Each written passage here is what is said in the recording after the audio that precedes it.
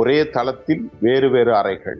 இங்கிருந்த விவகாரத்தை இவர்கள் துருப்புச்சீட்டில் துண்டு சீட்டில் எழுதி கொடுப்பது, அதை கொண்டு அவர்கள் அங்கே கொண்டு கொடுப்பது. ஐயா, முதலாவது கோரிக்கை இது. இதை பத்தி என்ன நினைக்கிறீர்கள்? இதை நாங்கள் ஏற்றுக்கொள்ள மாட்டோம். எதற்கு 21 மணி நேரம் பேசினீர்கள் என்று எனக்கு புரியவில்லை. வெள்ளை மாளிகையில் இருந்த அமெரிக்க அதிபர் உளறுகிறார், இவர்களையெல்லாம் நாங்கள் என்றைக்கே போட்டு தள்ள வேண்டிய ஆட்கள், இப்பொழுது இவர்களுக்கு உயிர் பிச்சை கொடுத்து நான் வைத்திருக்கிறேன், கவனமாக இருங்கள். அந்த நாட்டினுடைய தலைவர்கள் அவர்களுக்கு பெரிய தரித்திரம் என்றுதான் நாம் சொல்ல வேண்டும். வேதாளம் முருங்கை மரத்தில் ஏறியது. அப்ப இந்த பேச்சு எதற்கு? நீங்கள் எப்படி நிறுத்தினீர்கள்? பாகிஸ்தான் என்ன சொன்னது? யார் போய் சொன்னார்? பலவீனப்பட்டவன் மட்டும்தான் பேச்சுவார்த்தைக்கு வருவார். ஈரான் பலவீனப்படவில்லை. அமெரிக்கா தரப்பில் பொய்கள் மட்டும்தான் அதிகமாக வருகிறது. அதனால அமெரிக்கா பேச்சுவார்த்தை நடத்தி கொண்டிருக்கும் போதே அது என்ன அப்படி என்றால், ஈரானுடைய கைகள் புளியங்காய் பறைக்க போயிருக்குமா, மாங்காய் பறைக்க போயிருக்குமா, மலைகளிலே தேன்கூட்டிலிருந்து தேன் எடுக்க போயிருப்பார்களா? அப்படி அல்ல. அவர்கள் இழந்தது உச்சபட்ச தலைவர்கள் 100 பேரை இழந்திருக்கிறார்கள். ஆகவே கீழே விழுந்து மீசையில் மண்ணோட்ட கதையாக விரக்தியின் உச்சபட்சத்தில் இருந்திருக்கிற அமெரிக்க அதிபர் இன்னும் கடுமையான வார்த்தைகளை பேசுவார், எதிர்பார்த்து காத்திருப்போம். அதுதான் உண்மை. அரசியலில் நகர்த்தப்படும் காய்கள், திரை மறைவில் நடக்கும் ரகசிய பீரங்கள், உலகத் தமிழர் அறிந்தேயாக வேண்டிய உண்மைகளை தேடி ஒரு உடறுப்பு.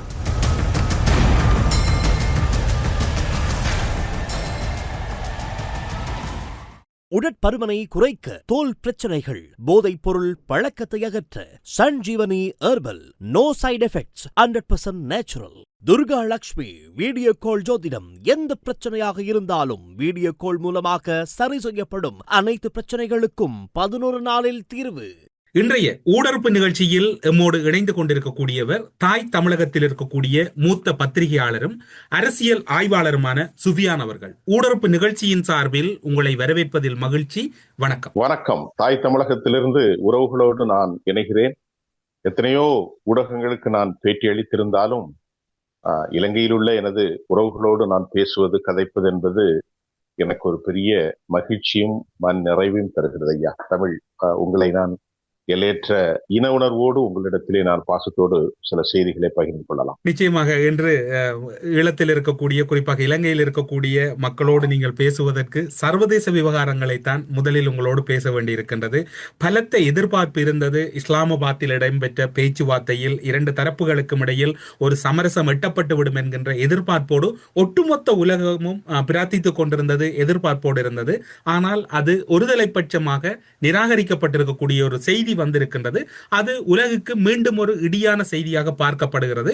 இந்த பேச்சுவார்த்தைகள் 2 நாட்கள் திட்டமிடப்பட்டிருந்தன. அவை 1.5 நாள் அல்லது 1 நாளிலே நிறைவு பெற்றதாகத்தான் பார்க்கப்படுகிறது. நீங்கள் உங்களுடைய பார்வையில் அதனுடைய தன்மைகளையும் அந்த பேச்சு மேசையில் இடம்பெற்ற சம்பாசனையையும் எப்படி பார்க்கிறீர்கள்? தெளிவான ஒரு விவகாரம் இது.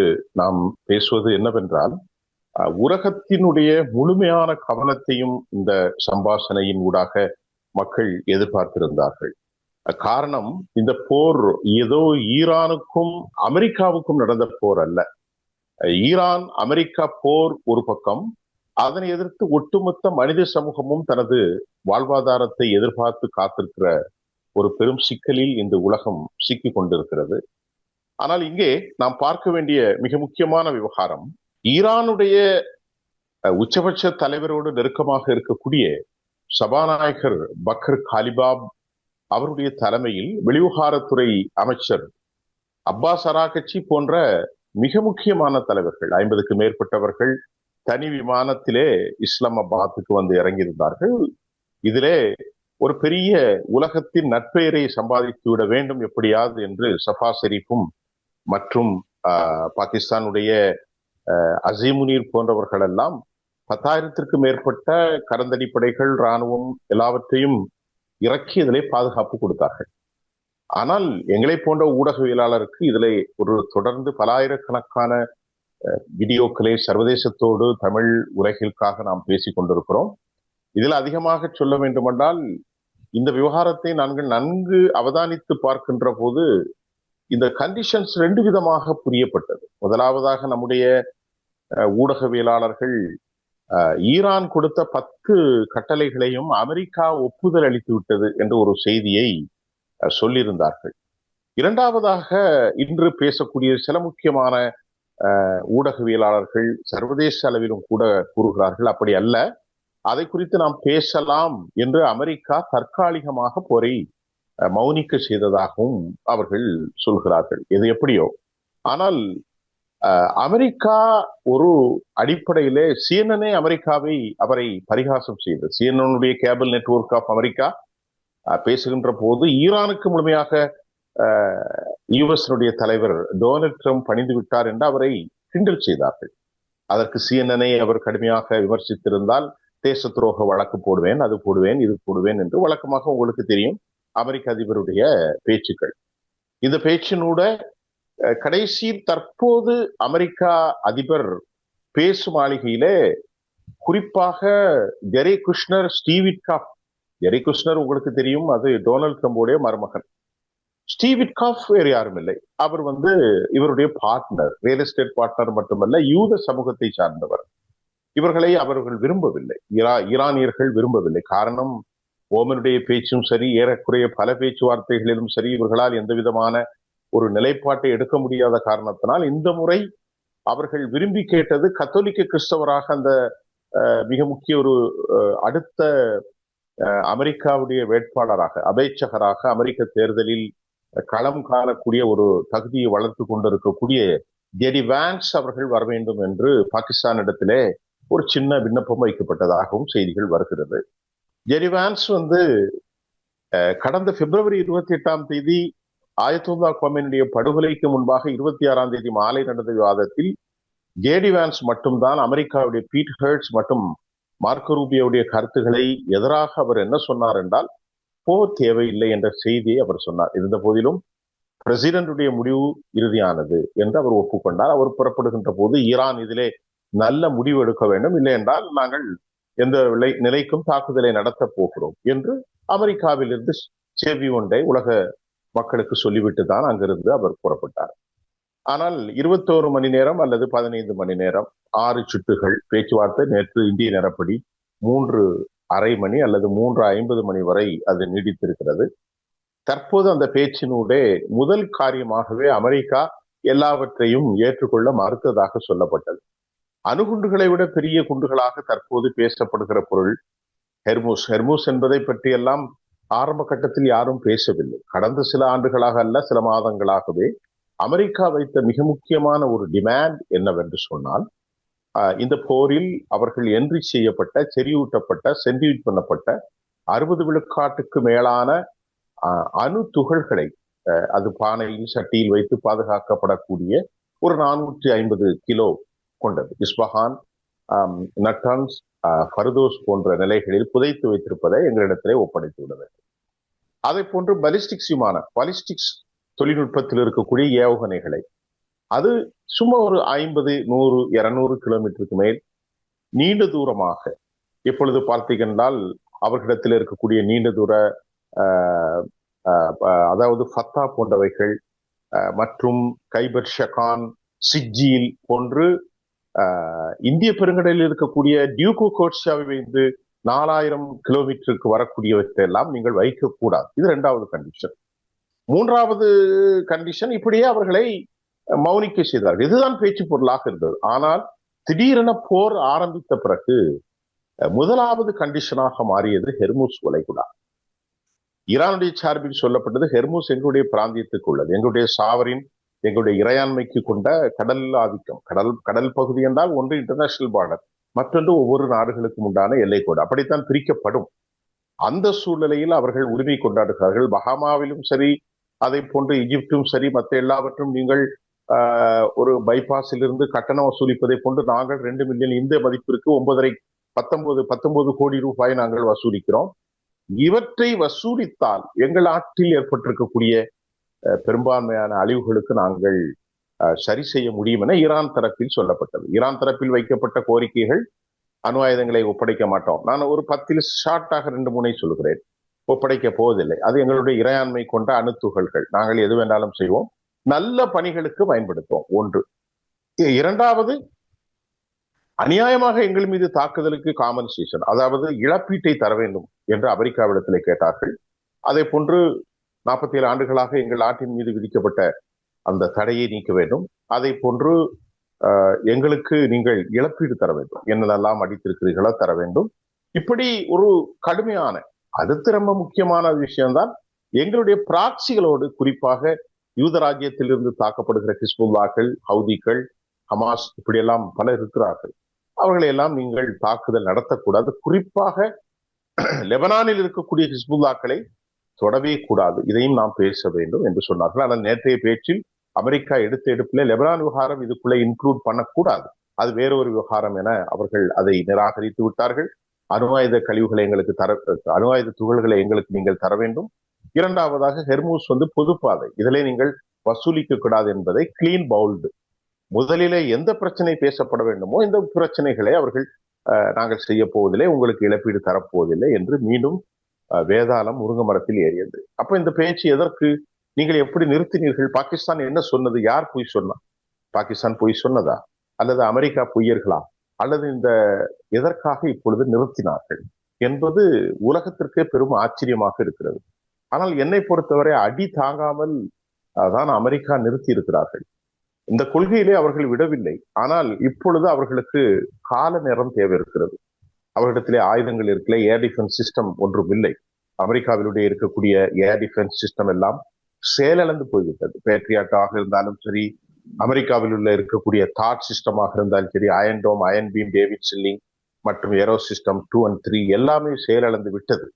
இந்த நிலையில்தான் அவர்கள் நாங்கள் கொஞ்சம் காலம் எடுத்திருக்கலாம். அதற்கு முன்பு பொய்யர்கள் தான், அவர்கள் நிறைய பொய் சொன்னார்கள். நீங்கள் பார்ப்பீர்கள், நம் இந்தியா போன்ற நாடுகளிலும் இலங்கையிலும் சாமானிய மக்களை பொய்யர்கள் என்றெல்லாம் பேசுவோம். வெள்ளைக்காரர்கள் என்றால் பொய் சொல்ல மாட்டார்கள். ரொம்ப அவர்கள் நம்ம மிக முக்கியமான ஒரு விடயத்தை கூறினீர்கள், இந்த பேச்சை எதற்காக முறித்தார்கள் என்று. ஆனால் இந்த பேச்சை ஆரம்பிக்கின்ற வகையில் அவர்கள் பலவீனப்பட்டார்கள் என்று நீங்கள் கருதுகிறீர்களா, அல்லது அந்த கால அவகாசத்தில் தங்களை பலப்படுத்துவதற்கான ஏதாவது முயற்சிகளில் ஈடுபட்டார்கள் என்று நீங்கள் கருதுகிறீர்களா? அமெரிக்காவை பொறுத்தவரை நீங்கள் கேட்ட கேள்வியிலே பலவீனப்பட்டது உண்மைதான். பலவீனப்படாமல் பாகிஸ்தானுடைய புரோக்கரேஜ், பாகிஸ்தானோடு அவர்கள் இவ்வளவு தாங்க வேண்டிய தேவை எதுவும் இல்லை. உளவியல் ரீதியாகவே பலவீனப்பட்டவன் மட்டும்தான் பேச்சுவார்த்தைக்கு வருவான். ஈரான் பலவீனப்படவில்லை, பலவீனம்தான். ஈரானுடைய அழிவுகளை நாம் அடுத்து பேசத்தான் வேண்டும். அதை தாண்டி ஈரான் இன்னும் அவர்கள் வலுவான ஒரு பின்னணியில் இருக்கிறார்கள். அது குறித்து நாம் இந்த கதைகளில் உங்களுக்கு நான் தரப்போகிறேன். மிக முக்கியமாக அமெரிக்கா பலவீனப்பட்டதின் காரணம், அமெரிக்காவில் சில காரணங்களை நான் உங்களுக்கு சொல்கிறேன். அமெரிக்காவுடைய சமூகங்கள் 60 விழுக்காட்டுக்கு மேல், 67-70 விழுக்காட்டுக்கு பொதுமக்கள் அமெரிக்காவினுடைய விலையேற்றம், குறிப்பாக ஒரு கேலன் பெட்ரோல் $3.50 இருந்தது. தற்போது அது $4 அமெரிக்க டாலர் சென்ஸ், டீசல் $5 என்கிற அளவிற்காக அது உயர்ந்திருப்பதாகவும் அமெரிக்காவிலிருந்து செய்தி வருகிறது. இரண்டாவது, இந்த போரில் அமெரிக்கர்கள் ஏராளமானவர்கள் பலியானார்கள். அவர்களுடைய கொஃபின் பாக்ஸ்கள் அமெரிக்காவுக்கு அனுப்பப்பட்டு கொண்டுதான் இருக்கிறது. அந்த செய்திகள் எல்லாம் வெளியே வரவில்லை. அதற்கு பிறகு அமெரிக்கா இதுவரை இந்திய பணத்திற்கு நீங்கள் சொல்ல போன வேண்டுமென்றால் 25 லட்சம் கோடி என்கின்ற அளவிற்கான பணத்தை இழந்ததற்காகவும், காங்கிரஸில் ஒரு 20 லட்சம் கோடி ரூபாயை மீண்டும் அவர்கள் கேட்பதாகவும், நாட்டில் அமெரிக்காவினுடைய ரெசஷன், அதாவது என்ன சொல்வது, முடக்கம், அமெரிக்காவினுடைய அந்த சந்தையிலே ஏற்பட்டிருக்கக்கூடிய மிகப்பெரிய பொருளாதார முடக்கம், இன்ஃபிளேஷன், அதன் மூலமாக விலைவாசி உயர்வு, நீண்ட தூர கடன்களாக அமெரிக்காவினுடைய ஒட்டுமொத்த கடன் உலகத்திற்கு தெரியாது. இந்தியா மொத்தமாக கடன் ஒரு 225 லட்சம் கோடி ரூபாய் இந்திய கடன்கள். அதுவும் காங்கிரஸ் கட்சி இந்தியாவிலே ஆட்சிக்கு வரும்போது 52 லட்சம் கோடி ரூபாய் கடன். இன்றைக்கு அமெரிக்காவினுடைய கடன்கள் 4000 லட்சம் கோடி. உங்களுக்கு கற்பனை கூட செய்து பார்க்க முடியாது. 4000 லட்சம் கோடியை கடன் வைத்துக் கொண்டுதான் இந்த கடன் மூலம் அரபுகளிடத்திலிருந்து ஏராளமான பணங்களை அவர்கள் எடுத்துத்தான் இதை கொண்டு செல்கிறார்கள். அமெரிக்காவுடைய ஆயுதங்களை குறித்து நன்கு பரிசீலித்து இதன் மூலம் சீனாவும் ரஷ்யாவும் வடகொரியாவும் எல்லாருமே புரிந்து கொண்டார்கள். இப்படி பலவீனங்கள் அவர்களுக்கு ஏராளமாக உண்டு. குடோன்கள்ல ஆயுதங்கள் இல்லை. ஒன்றை சொல்ல முடிகிறேன், டொமோஹோக் ஏவுகணைகள் அவரிடத்துல 850 வரைக்கும் தற்போது பயன்படுத்தி இருக்கிறார்கள். ஒட்டுமொத்த டொமோஹோக் அவர்கள் 2326 2000க்கு மேற்பட்டவை பயன்படுத்தியதாகவும், அல்லது சற்று குறைவாக 400 அளவில் தான் அவர்களிடத்தில் மிச்சம் இருக்கின்றது. அதே போன்று அமெரிக்காவை நீங்கள் பாருங்கள், இந்த போரே நடக்கும்போது ஒரு பெரிய பிரகடனத்தை செய்தார்கள். அமெரிக்கா USS கப்பல் வந்தது, USS Abraham Lincoln, USS Harry Truman, USS Carl Vinson, USS Gerald Ford, USS Tripoli, USS சாண்டோ எல்லாம் கொண்டு வந்தார்கள். ஆனால் ஒன்றுமே வேலை செய்யவில்லை. வருகிறது இனி அழிந்துவிடும் என்றெல்லாம் பெரிய அளவிலே அமெரிக்காவின் சார்பில் ஊடகங்கள் பயத்தை அச்சனா. ஐயோ, USS ஆப்ரஹாமில் 5000 பேர் வேலை செய்கிறார்கள். இது ஒரு பக்கம். அப்ப கப்பலில் அவர்கள் அனுப்பப்பட்ட எல்லாமே அவர்களுக்கு பலகீனம். கடைசியில் USS ஜெரால்ட் ஆர்போர்ட் பற்றி எறிந்து போய்விட்டது. ஆப்ரஹாம் லிங்கன் எங்கென்றே தெரியவில்லை. ஏற்கனவே USS ஹரி ட்ரூமன் ஹவுதிகள் நன்கு பாடம் படுத்தி அதை அனுப்பிவிட்டார்கள். 1800 நிலைகளில் ஹவுதிகளிலே தாக்கியும் அமெரிக்கா தோல்வியை சந்தித்து போனது, கையெழுத்து போட்டுவிட்டு ஓமன் மூலமாக. F-16, F-15, F-16, F-18 hornet, F-22 ரெப்டார், F-35 stealth விமானங்கள், B-1, B-2, B-3, but GBU-57 இப்படி உலகத்திலே எல்லாரிடத்திலும் இல்லாத ராட்சச F-சீரியஸ் விமானங்கள் எல்லாமே தகர்க்கப்பட்டது. 37 - 40 விமானங்கள் வரைக்கும், அல்லது அதற்கு சற்று குறைவு கூட அமெரிக்கா இந்த போரில் இழந்தார்கள். உங்களுக்கு தெரியும். அதே போன்று 15க்கும் மேற்பட்ட தளங்கள், சவுதி அரேபியா, குவைத், பஹ்ரைன், அப்புறமா ஓமன் மற்றும் யுனைடெட் அரபு எமிரேட்ஸ், ஜோர்டான், சிரியா, ஈராக் எல்லா நாடுகளிலும் துவம்சம் செய்யப்பட்டது. உலகத்தில் பெரிய தளமாக இருக்கக்கூடிய அல் உதீத் கத்தரில், அவற்றில் மட்டும் 10,000 வீரர்கள் இருக்கிறார்கள். எல்லாமே காலி செய்யப்பட்டு விட்டது. தொடர்ந்து செய்வதி படத்தின் மூலமாக துல்லியமாக கணித்து அவர்கள் ரஷ்யா மற்றும் சீனாவினுடைய தொழில்நுட்பத்தை பெற்று அவர்கள் தாக்கியிருக்கிறார்கள். அமெரிக்காவுக்கு ஒன்றும் செய்ய முடியவில்லை. இதை நாம் பலகீனம் என்று சொல்லதா, அமெரிக்கா பலம் என்று சொல்வதா? நீங்களே புரிந்து கொள்ளுங்கள். கடந்த காலங்களில் அமெரிக்காவுடைய நேட்டோ பார்ட்னர்களாக 18 வருஷமாக ஆப்கானிஸ்தானுடைய தலிஃப்களுக்கு எதிராக போரிட்டு 700 லட்சம் கோடி இழந்தார்கள். ஆப்கானிஸ்தானிலும் ஈராக்கிலும். அப்போதெல்லாம் கூட இருந்த பிரான்ஸ், அதாவது நேட்டோ அலையன்ஸ், அப்போது கூட இருந்த இங்கிலாந்து, அப்போது கூட இருந்த ஜெர்மன், அப்போது அவர்களோடு இருந்திருக்கக்கூடிய பின்லாந்து, ஹாலந்து, எல்லா நாடுகளும் இப்போது அல்ல. அதற்கு மாறாக பலவீனமுட்டு 80 வயசில் அவர்களை பேச முடியாத ஒரு ஃபில்தி, ஒரு அக்லி, அசிங்கமான ஒரு அழுக்கு பிடித்த வார்த்தைகளால் கடுமையாக திட்டுகிறார். அவர்கள் யாரும் இவர்களோடு வர மறுத்து விட்டார்கள். அவர்கள் சொல்கிறார்கள், நாங்கள் உங்களோடு நேட்டோ அலையன்ஸ் இருக்கிறோம், அமெரிக்காவை யாரும் தாக்கினால் நாங்கள் வருவோம். ஆனால் தாக்கப்பட்டது யாரு? இஸ்ரேலுக்கும் ஈரானுக்குள்ள பிரச்சனையில் நீங்கள் ஒரு டானாக உள்ளே போய் நுழைந்து கொண்டு எங்களிடத்தில் எந்த ஆலோசனையும் கேட்காமல் நாங்கள் வர வேண்டும் என்று சொல்வது இது நேட்டோ அமைப்புக்கு ஒப்புகைக்குள்ள அடிப்படையான நீங்கள் கூறுகின்ற இதே காலப்பகுதியில் இன்னும் ஒரு முக்கியமான சம்பவம் இடம்பெற்றுக் கொண்டிருந்தது. அதாவது இஸ்லாமாபாத்தில் பேச்சுக்கான முன்னாயத்தங்கள் இடம்பெற்றுக் கொண்டிருந்த போது 44 நாட்கள் கடந்த நிலையில் இந்த போர் முடிவுக்கு வரும் என்று தெரியாத ஒரு சூழ்நிலையில் தான் பேச்சு ஆரம்பிக்கப்பட்டது. ஆனால் 21 மணித்தியாலங்கள் ஜேடி வென்ஸாக இருக்கலாம், அல்லது ஈரானினுடைய பேச்சுவார்த்தை குழுவாக இருக்கலாம், அமெரிக்காவின் பேச்சுவார்த்தை குழுக்கள் பேச்சு மேசையில் எந்த ஒரு முடிவும் எட்டப்படவில்லை. ஆனால் ஹர்முஸ் நீரிணையை நோக்கி அமெரிக்காவுடைய போர்க்கப்பல்கள் நகருகின்றன. ஹர்முஸ் நீரிணைக்கு மேல் பகுதியாக உளவு விமானம் ஒன்று மாயமான முறையில் காணாமலாக்கப்பட்டிருக்கின்றது.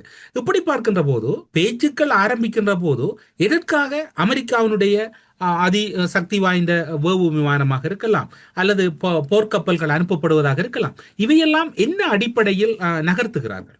நீங்கள் சொல்வதே ரொம்ப தெளிவான விஷயம். இந்த 2 விஷயமும் அமெரிக்காவிலே ஒரு பெரிய விவகாரம். அதாவது அமெரிக்காவுடைய USS பீட்டர்சன், USS மர்ஃபி, அதை எப்படி சொல்வது, மைக் மர்ஃபி, இந்த 2 கப்பல்களும் ஆயுதங்களோடு ஹெர்முஸை கடந்தது என்ற செய்தி வெளியிட்டிருந்திருக்கிறார்கள் அமெரிக்காவினுடைய ஏடுகள். இது ஒரு பக்கம் பரபரப்பானது. இரண்டாவது விவகாரம், அமெரிக்காவினுடைய MQ-4C உளவு விமானம், MC-4C என்று சொல்லக்கூடிய உளவு விமானம், இதனுடைய மதிப்பு மட்டும் 1800 கோடி இந்திய மதிப்பிற்கு. இலங்கையினுடைய மதிப்பிற்கு அது 6000 கோடி என்கின்ற அளவுக்கு இருக்கும். இந்திய மதிப்பிற்கு மட்டும் 1800 கோடி மதிப்புள்ளான இந்த உளவு விமானம். முதலில் இந்த உளவு விமானத்தை பற்றி நாம் பேசுவோம். இந்த உளவு விமானம் இது இத்தாலியிலிருந்து தளத்திலிருந்து ஏவப்பட்டது. 50,000 அடிகளுக்கு மேலே அது ஹெர்முஸ் வளைகுடாவை அது வட்டமடித்துக் கொண்டிருந்தது. ஏற்கனவே சீனாவினுடைய ஸ்பெஷல் செய்மதி படத்தின் மூலமாக இதை கண்டுபிடித்து விவகாரத்தை சொல்லிவிட்டார்கள். அதற்கு பிறகு தொழில்நுட்பத்தில் உள்ளவர்கள் ஈரானிலிருந்து அவற்றை தரையிறக்கம் செய்ததாகும். தரையிறக்கத்தில் உடனடியாக செய்ய முடியாது. அது 10,000 அடிக்கு கீழே கொண்டு வந்து அவர்கள் ஏஐ தொழில்நுட்பத்தில் ஈரானுடைய தளங்களை வேறொரு உண்மையிலேயே இவர் ஏவப்பட்ட தளத்திற்கு ஒப்பனையாக காட்டப்பட்டது. இதெல்லாம் டெக்னிக்கல் விஷயம், நம்ம அதை ரொம்ப ஆழமாக பேச வேண்டாம். எப்படியோ அது ஈரானுடைய சென்காம், அமெரிக்காவுடைய சென்காம் தொடர்புகளை இழந்து ஈரானுடைய கட்டுப்பாட்டில் அது அப்படியே லவகமாக கீழே இறக்கப்பட்டு விட்டது. அது இனி ரிவர்ஸ் இன்ஜினியருக்கு ரொம்ப பயன்படும், சீனாவுக்கும் ஈரானுக்கும். இது ஒன்று மிகப்பெரிய இழப்பு. 2000 கோடி இழப்பல்ல, அவற்றினுடைய தொழில்நுட்பங்களை உண்மையிலேயே அவர்கள் பெற்றுக்கொள்வார்கள். ஏற்கனவே ஷாஹின் 129, 136, 191 உக்ரைன் போரில் வெற்றி பெறுவதற்கு ரஷ்யாவுக்கு கொடுத்ததே இது அமெரிக்காவின் தொழில்நுட்பத்தின் முழுமையாக வடிவமைக்கப்பட்டதுதான். அதே போன்று இன்றைக்கு MQ-4C ட்ரிகான் அதனுடைய உளவு விமானம் தற்போது கீழே இறங்கி இருக்கிறது. அவர்களுக்கு பெரிய செட்பேக். அடுத்து நீங்கள் சொன்னீர்கள் இந்த கப்பல்கள், நான் சொன்னேன் மர்ஃபி மற்றும் Peterson, USS Peterson, USS Mike Murphy, இவைகள் கடந்ததாக அமெரிக்கா சொன்னது. ஆனால் ஈரானுடைய தரப்பில் நமக்கு கிடைத்திருப்பது அப்படி அல்ல. இது முழுக்க முழுக்க பொய்யான செய்தி என்றும், அப்படி வருகின்ற போது நாங்கள் ட்ரோன் சிஸ்டத்தின் மூலம் அவை தடுக்கப்பட்டு விட்டதாகவும் கூட செய்திகள் வந்திருக்கிறது. உண்மையிலேயே அமெரிக்க கப்பலை அனுமதிக்கக்கூடிய அளவிற்கு இவ்வளவு பெரிய தாக்குதல் உள்ள அவர்கள் ஒருபோதும் அனுமதிக்கவில்லை. ஏனென்றால் அமெரிக்க தரப்பில் பொய்கள் மட்டும்தான் அதிகமாக வருகிறது. அமெரிக்க தரப்பில் எந்த உண்மைகளும் ஒருபோதும் வருவதாக நமக்கு தெரியவில்லை. அதனால அமெரிக்கா இந்த கப்பலை பேச்சுவார்த்தை நடத்தி கொண்டிருக்கும் போதே அது என்ன அப்படி என்றால் ஈரானுடைய கைகள் புளியங்காய் பறைக்க போயிருக்குமா, மாங்காய் பறைக்க போயிருக்குமா, மலைகளிலே தேன்கூட்டிலிருந்து தேன் எடுக்க போயிருப்பார்களா? அப்படி அல்ல. அவர்கள் இழந்தது உச்சபட்ச தலைவர்கள் 100 பேரை இழந்திருக்கிறார்கள். ஆயத்துல்லா கோமெனியிலிருந்து அலி லாரிஜானி போன்றவர்கள், சுலைமானி போன்ற மிக முக்கியமாக எமினன்ட் டிஸ்டிங்ஸ் பர்சனாலிட்டிஸ், அந்த நாட்டுடைய இதயங்களை எல்லாம் அவர்கள் இழந்திருக்கிறார்கள். பல ஆயிரக்கணக்கான மக்களை இழந்திருக்கிறார்கள். பல ஆயிரக்கணக்கான வீடுகள், கட்டமைப்புகள் எல்லாம் இழந்திருக்கிறது. இன்றைக்கும் 4 மில்லியனுக்கு மக்கள் டிஸ்பிளேஸ்டு, தெஹ்ரானிலிருந்து வெளியே போயிருக்கிறார்கள். அப்படி என்றால் அவர்கள் மரணத்தை நேசித்துதான் இந்த போரை அவர்கள் தயாராக இருக்கிறார்கள். பேச்சுவார்த்தை நடத்தி கொண்டிருக்கிற போது உண்மையிலே நீங்கள் அமெரிக்கா செய்வது மாரலா சரியா என்று பாருங்கள். ஒரு பேச்சுவார்த்தை நடக்கிறது, அது ஒரு சீஸ்ஃபயர், ஒரு அமிக்கபிள் செட்டில்மெண்ட், 2 நாடுகளுக்கும் இடையே ஒரு சமாதானம், ஒரு ரீகன்சிலியேஷன், ஒரு ப்ராசஸ் அப்படி கூட எடுத்துக்கொள்ளலாம். அப்படி இருக்கும்போது அது முசுவ எல்லாம் முடிந்த பிறகுதான் அமெரிக்கா அவற்றில் இந்த மாதிரி கப்பலை அனுப்பலாம் அல்லது அந்த பகுதியில் தனது வல்லவாதிக்கத்தை நிலைநிறுத்தலாம். பேச்சுவார்த்தை நடந்து கொண்டிருக்கின்ற போதே அமெரிக்கா இத மாதிரி ஒரு அத்துமீறுவது அமெரிக்காவினுடைய எல்லையற்ற ஒரு மோசமான போக்கு. இது ஒன்று. இரண்டாவது ஒரு செய்தி உங்களுக்கு தெரியும். அமெரிக்க அதிபர் அனுப்பி விடுகிறார் தனது துணை ராஜ்யத்தில் இருக்கக்கூடிய வைஸ் பிரசிடென்ட் JD Vance வருகிறார். பேச்சுவார்த்தை ஒரு நல்ல சமாதானத்தோடு தான் நடக்கிறது. எதிர்பார்ப்போடு பக்கர் கலீபா போன்ற தலைவர்கள் வருகிறார். வெள்ளை மாளிகையில் இருந்து அமெரிக்க அதிபர் உளறுகிறார், இவர்களையெல்லாம் நாங்கள் என்றைக்கே போட்டு தள்ள வேண்டிய ஆட்கள், இப்பொழுது இவர்களுக்கு உயிர் பிச்சை கொடுத்து நான் வைத்திருக்கிறேன், கவனமாக இருங்கள் அப்படின்னு ஒரு எச்சரிக்கையை கொடுக்கிறார். இது ஒரு நாகரிக சமூகத்தில் ஒரு தலைவன், ஒரு பொறுப்புள்ள சூப்பர் பவர், உலகத்திலே பெரிய சூப்பர் பவர், 32 ட்ரில்லியன் உள்ள நாடு, உலகத்திலே பெரிய யூனிவர்சிட்டிகள், மருத்துவத்துறைகள், சேட்டலைட் கம்யூனிகேஷன், உலகளாவிய விண்வெளி ஆய்வு மண்டலம், நாகரிகம், பண்பாடு, அமெரிக்கா அந்த நாட்டினுடைய தலைவர்கள் அவர்களுக்கு பெரிய தரித்திரம் என்றுதான் நாம் சொல்ல வேண்டும். பேச்சுவார்த்தை நடந்து கொண்டிருக்கிற போதே, டேய் உங்களை எல்லாம் நான் விட்டது தப்புடா, இந்த பேச்சுவார்த்தையை நீ வந்து அமர வேண்டும் என்றுதான் விட்டு வைத்திருக்கிறேன், உன்னை என்றே நான் காலி செய்து விடுவேன் என்று பேச்சுவார்த்தை நடப்பதற்கு முன்பே ஒரு தலைவர் சொல்கிறார் என்றால் உளவியல் ரீதியாக அவருக்கு நிறைய சிக்கல் இருக்கிறது. அது அமெரிக்காவினுடைய செனட் மட்டுமல்ல, ரிப்பப்ளிக்கன் உறுப்பினர்களும் சொல்கிறார்கள் அவருக்கு ஏதோ சிக்கல் இருக்கிறது. அதை சரி செய்ய வேண்டும் அமெரிக்கா உடனடியாக. அதனால நீங்கள் நான் சொன்ன காரணங்களை 2 கேள்வி கேட்டீர்கள். ஒன்று, கப்பல்கள் கடந்து போனதா, ஒன்னு, அடுத்தது MQ கோர்சிட்ரிகான் அந்த உளவு விமானம் இறக்கப்பட்டது. இந்த ரெண்டும் உண்மைதான். ஆனால் இறக்கப்பட்டது உளவு விமானத்தை ஈரான் தன் கைவசப்படுத்தியது உண்மை. ஆனால் கப்பல்கள் கடந்தது உண்மை அல்ல. அமெரிக்காவின் சார்பில் ஆனால் அந்த கப்பல்கள் கடக்க முற்பட்ட போது இடைமறிக்கப்பட்டது அல்லது திருப்பி அனுப்பப்பட்டது என்கின்ற ஒரு மேலதிக தகவலும் இருக்கின்றது அல்லவா? அதில் உண்மைத்தன்மை இருக்கிறது இல்ல, நமக்கு இதில் எந்த உண்மைத்தன்மை இல்லை. ஆனால் கப்பல்கள் கடக்கப்படவில்லை. அது யுனைடெட் அரபு எமிரேட்ஸ்ல இருந்து வந்ததாக சொல்லப்படுகிறது. இந்த கப்பல்கள் இல்ல யுஏஇல இல்ல, பஹ்ரைன்ல இருந்து வந்திருக்கலாம் அல்லது யுஏஇல இருந்து வந்திருக்கலாம். ஏராளமான ஆயுதங்களோடு தான் வந்தது என்றும் அவைகளுக்கு எச்சரிக்கை கொடுத்து திருப்பி அனுப்பப்பட்டதாகவும் சொல்லப்படுகிறது. அதில் உண்மைத்தன்மை இருக்கலாம், இல்லாமல் அல்ல. அதை காது வைத்து கண் வைத்து மூக்கு வைத்து கடந்து விட்டது என்று அவர்கள் பெருமை சொல்வார்கள். இல்லைன்னா அமெரிக்காவுடைய ஏஜென்சி CIA போன்றவைகளே அமெரிக்காவுக்கு ஒரு மாலை போட்டு நாங்கள் தைரியமானவர்கள் என்பதை காப்பாற்றுவதற்காக உலகத்திற்கு காட்டுவதற்கும் சொல்லியிருக்கலாம். கப்பல் வந்ததுன்னா உண்மைதான். ஆனால் கப்பலை எச்சரித்து அனுப்பியிருக்கிறார்கள். ஏன்னால் அவருக்கு ஆன்டிஷிப் மிசைல்ஸ் நிறைய உண்டு. ஏற்கனவே பட்டப்பாடு USS ஜெரால்டு ஆர்ஃபோர்டு பட்டு தான் எரிந்து போயிருக்கிறது. கடைசியில் என்ன சொன்னார்கள்? சலவை நிலையத்திலே சலவை துணிகளை வெளுக்கக்கூடிய இடத்திலே பட்டு எரிந்தது, 600 பெட் எரிந்து போய்விட்டது என்று கதையை கொண்டு போய்விட்டார். USS ஜெரால்டு ஆர்ஃபோர்டு சலவையில் எரிந்து போனால் உலகத்தை அச்சுறுத்தக்கூடிய 90 வருஷத்துக்கு தனியாக எந்த விதமான பெட்ரோல் டீசல் எதுவுமே எரிபொருள்கள் தேவையில்லாமல் அணு ஆயுதங்களால் இயங்கக்கூடிய ஒரு கப்பல் USS ஆப்ரஹாம் லிங்கன் எங்கே போனது? இதுவரைக்கும் எங்க வந்தது?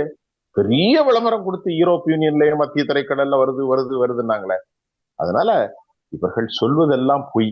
இப்போது ஒன்று உலகத்திற்கு தெரிந்து விட்டது. யாருக்கு தெரிகிறதோ இல்லையோ, மத்திய கிழக்கு தெரிந்து விட்டது. சவுதிக்கும், யுனைடெட் அரபு எமிரேட்ஸ், பஹ்ரைன், கத்தர், துபாய் எல்லா நாடுகளுக்கும் இனி அமெரிக்காவை நம்பி பலன் இல்லை. வரலாற்றிலே நீங்கள் ஒன்றை நான் உங்களுக்கு சொல்ல போகிறேன். எல்லோருக்கும் தெரிந்த வரலாறு. பல்லாயிரம் ஆண்டுகளுக்கு முன்பல்ல. வியட்நாம் போரில் அவர்கள் எங்கே வெற்றி விட்டார்கள்? லிபியாவிலே வெற்றி விட்டார்களா? ஈராக்கில் வெற்றி பெற முடிந்ததா அவர்களால்? சரி, ஆப்கானிஸ்தானில் தாலிபான்கள் ஒரு தோளில் ஏந்தக்கூடிய ராக்கெட் லாஞ்சரை வைத்துத்தான் அமெரிக்காவை அவர்கள் எதிர்கொண்டார்கள். கடைசியில் என்ன நடந்தது? உசாமா பின் லேடனை பிடிக்க போகிறேன் என்று சொன்னார்கள். சரி, அவர்களை ஆபரேஷன் காலி செய்தார்கள். ஆப்கனை முழுமையாக பிடித்தார்களா? தோராபுரா மலையிலே எவ்வளவு குண்டுகள் போட்டார்கள்? எதுவுமே நடக்கவில்லை. விவகாரம் என்ன நடந்தது? ஆப்கனில் எழுதி கொடுத்து விட்டு போய்விட்டார்கள். அஷ்ரப் கானி என்று ஒருவரை நியமித்தார்கள். ஆப்கானிஸ்தானில் அப்படியே எல்லா சாப்பர்கள் எல்லாவற்றையும் விட்டு இடம் அறிந்து போய்விட்டார்கள். வரலாற்றில் அமெரிக்கா எங்கும் வெற்றி பெற்றதில்லை. இந்த கடந்த ஒரு 50-70 ஆண்டுகளாக அது வெற்றி பெற்றதாகவும் இல்லை. ஆகவேதான் அதே தோல்வியை இப்பொழுது பகிரங்கமாக அவர்கள் ஒப்புக்கொள்ள மறுக்கிறார்கள். இன்னும் ஒரு சந்தேகம் இருக்கின்றது. நீங்கள் கூறினீர்கள் மோரல் ரீதியாக அல்லது ஒரு பண்பாட்டியல் ரீதியாக ஒரு பேச்சு இடம்பெற்றது என்று. உலக வரலாற்றில் இதனை பேச்சென்று கூறுவதா அல்லது இதனை என்ன விதத்தில் இதனை அழைப்பது? குறிப்பாக சொல்ல போனால் பேச்சு இடம்பெறுவதாக இருந்தால் அது நேருக்கு நேராக முகங்களை பார்க்க வேண்டும், கையிலாக கொடுக்க வேண்டும். அந்த பேச்சு என்பது அந்த இடத்தில் இருந்துதான் ஆரம்பிக்கப்பட வேண்டும். இது 2 அறைகளில் நாங்கள் ஈரானியர்களை பார்க்க மாட்டோம் என்கின்ற கோஷத்தோடு தான் JD ஈவன்ஸ் அவர்கள் பாகிஸ்தான் இஸ்லாமாபாத் வருகின்றார். 2 அறைகளில் பேச்சுக்கள் இடம்பெறுகிறது. 2 அறைகளிலும் பேசப்பட்ட விடயங்கள் பரிமாறப்பட்டு கொண்டுதான் அந்த பேச்சுக்கள் இடம்பெறுகிறது. முகம் பார்க்காத ஒரு பேச்சை அமெரிக்கா நடத்திய போதே அமெரிக்காவினுடைய மனநிலை ஒட்டுமொத்தமாக வெளிப்பட்டு நிற்கின்றது அல்லவா?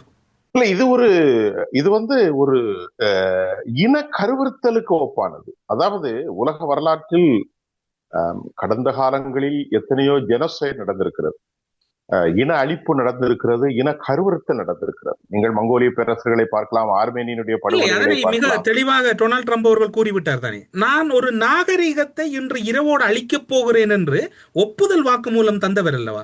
அதாவது அந்த 48 மணி நேரங்களில் ஒரு நாகரிகம், இன்று ஈரானியர்களுடைய நாகரிகம் என்பது உலகத்தில் மிகவும் தொன்மையான ஒரு நாகரிகம். எப்படி தமிழர்களுக்கு ஒரு நாகரிகம் இருக்கின்றதோ அதற்கு இணையான ஒரு நாகரிகத்தை உடைய ஈரானிய மக்களை ஈரானை அழிப்பேன் என்று கூறவில்லை. ஒரு நாகரிகத்தை இன்று நள்ளிரவோடு அழிக்கப் போகிறேன் என்ற போது கூட அவருடைய வன்மம் வெளிப்பட்டு நின்றது அல்லவா? அதுதான் மெசபடோமியா. நீங்கள் சொன்னதை போன்று தமிழ் நாகரிகம் எப்படி உலகின் பழமையான பல ஆயிரக்கணக்கான ஆண்டுகளுக்கு முன்பு உள்ளதோ அதே போன்று ஈரான் உலகத்தின் முதலாவது நாடு என்ற பெருமையும் ஈரான் பெறுகிறது. ஆசிரியர்களிலிருந்து எல்லோரும் பல போர்கள் அங்கு நடந்திருக்கிறது. நீங்கள் சொன்னது அவ்வளவு பெரிய ஒன்றை, இந்த வார்த்தை பயங்கரவாதம் என்பது இதுதான். எது ஒரு மக்கள் குழுவை அழிக்கிறோம் என்று சொல்வது எப்படி ஒரு வார்த்தை பயங்கரவாதமோ அதே போன்று ஈரானுடைய நாகரிகத்தை நான் அழிக்க போகிறேன் அப்ப எவ்வளவு பதட்டம் இருக்கும் நீங்கள் கொஞ்சம் எண்ணி பாருங்கள். ஈரானுக்கு ஏற்பட்ட பதட்டம், மக்களுக்கு பதட்டம், உலகளாவிய பதட்டம். அந்த பதட்டத்தின் தொடர்ச்சியாகத்தான் ஒரு மேசையிலே அங்கும் இங்கும் அமர்ந்து பேசுவதுதான் பேச்சுவார்த்தை. ஆனால் இங்கே என்ன நடந்திருக்கிறது? செரீனா ஹோட்டலில் ஒரே தளத்தில் வேறு வேறு அறைகள், அவர்கள் தங்கியிருக்கிறார்கள்.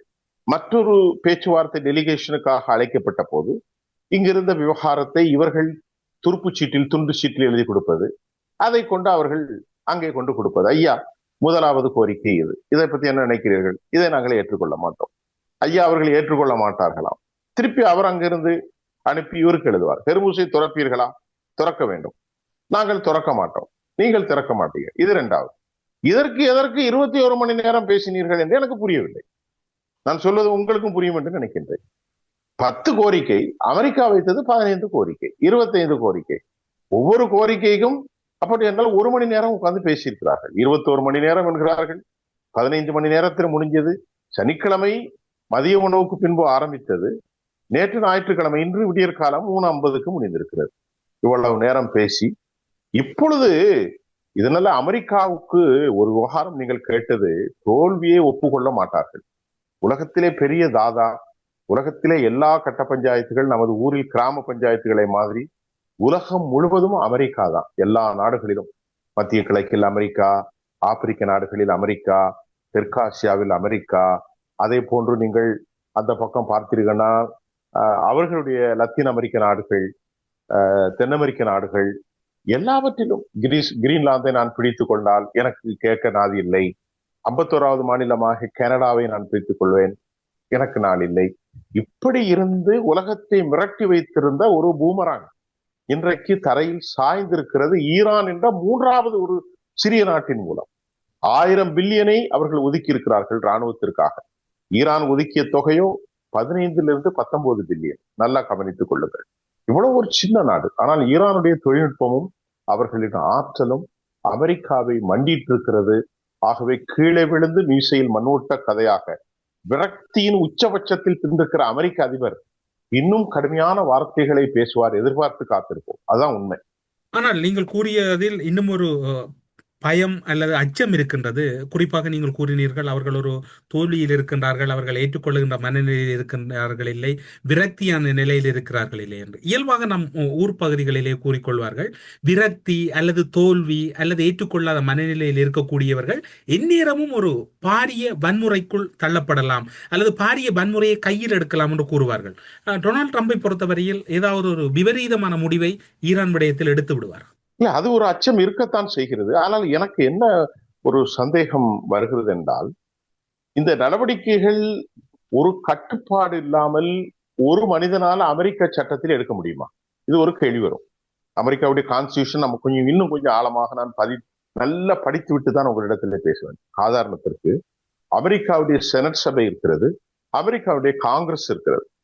இது இந்த 2 பேருமே கூடுதல் முடிவுகளாக ரிபப்ளிகன் இருக்கிறார்கள், டெமோக்ராட்ஸ் இருக்கிறார்கள்.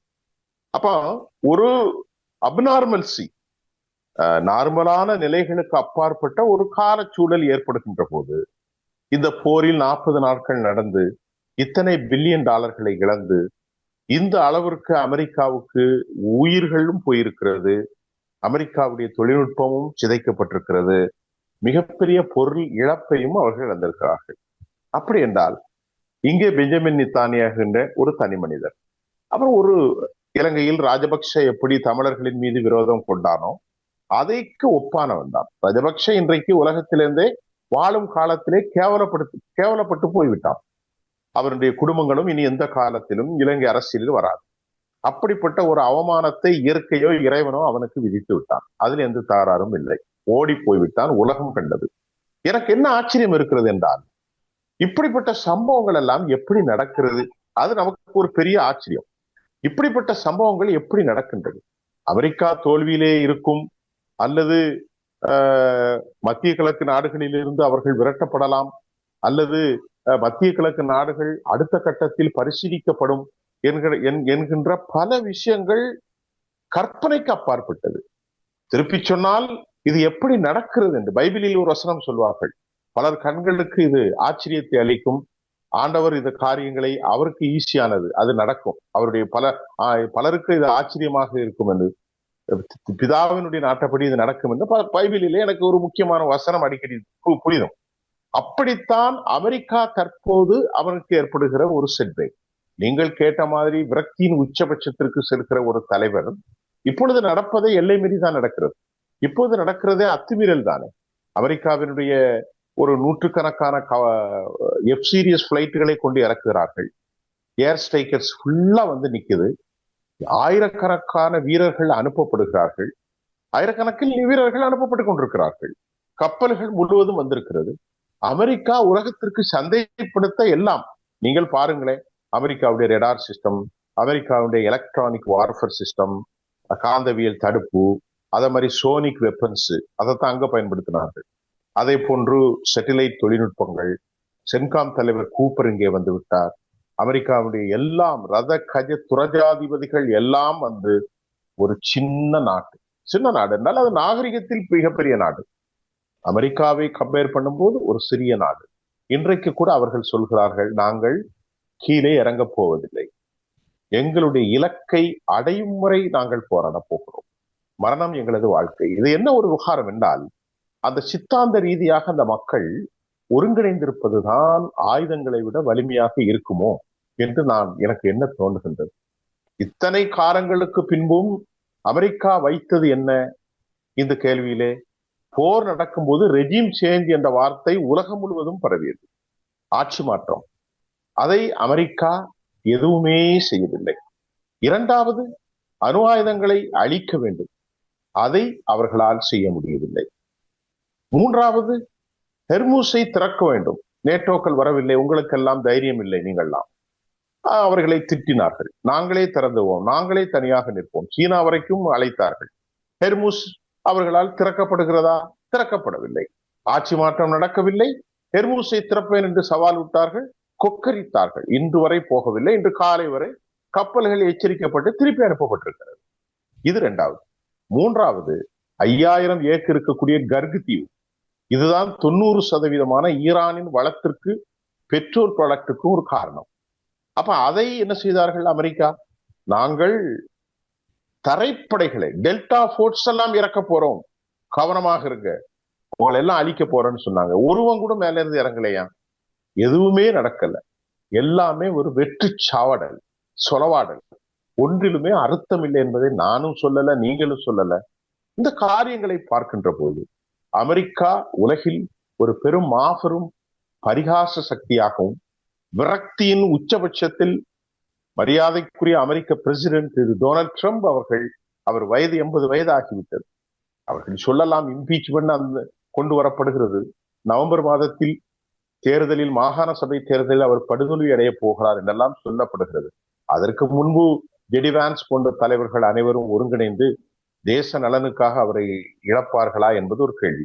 1967ஆம் ஆண்டு அமெரிக்காவுடைய 25வது சரத்து, அமெரிக்காவினுடைய தலைவர் உளவியல் ரீதியாக பாதிக்கப்பட்டால் அவரை மாற்றுவதற்கும் அங்கு இடம் இருப்பதையும் அமெரிக்காவுடைய மூத்த சட்டத்தரணிகள் கருத்து தெரிவித்திருப்பதையும் நாம் இங்கே கவனத்தில் கொள்ள வேண்டும். நீங்கள் கேட்ட கேள்வி என்றால், விரக்தியின் உச்சக்கட்சத்திற்கு இன்னும் போனால் நீங்கள் கேட்பது அணு ஆயுதங்களை பயன்படுத்தி விடலாமோ என்ற ஒரு அச்சத்தின் கேள்விப்படாகத்தான் இருக்கிறது. அது அந்த அளவிற்கு அது செல்லுமா அல்லது அதற்கு சமமான வேறு நிலைகள் தொடருமா என்பதை நாம் இன்னும் பொறுத்திருந்துதான் பார்க்க வேண்டும். ஊடறுப்பு நிகழ்ச்சியில் இணைந்து கொண்டு மிகவும் முக்கியமான நடைமுறையில் இடம்பெற்று குறிக்கக்கூடிய, அதிலும் குறிப்பாக பாகிஸ்தானின் இஸ்லாமாபாத்தில் இடம்பெற்ற பேச்சு மேசையில் இடம்பெற்ற சம்பவங்களும் அதன் குழப்பத்தின் பின்னணிகளும் இப்போதைய உலக நடைமுறையில் இடம்பெற்றுக் கொண்டிருக்கக்கூடிய முக்கியமான போர்ச்சூழலும் ஈரானினுடைய நிலைப்பாடுகளும் தொடர்பான பல முக்கிய தகவல்களை பகிர்ந்து கொண்டமைக்காக ஊடறுப்பு நிகழ்ச்சியின் சார்பில் சிறப்பு நன்றிகளோடு உங்களிடமிருந்து விடைபெற்றுக் கொள்கிறோம். நன்றி, வணக்கம். மீண்டும் அடுத்த ஒரு முறை சந்திப்போம். நன்றி, வணக்கம். உடற்பருமனை குறைக்க, தோல் பிரச்சனைகள், போதைப் பொருள் பழக்கத்தை அகற்ற சஞ்சீவனி ஹெர்பல்.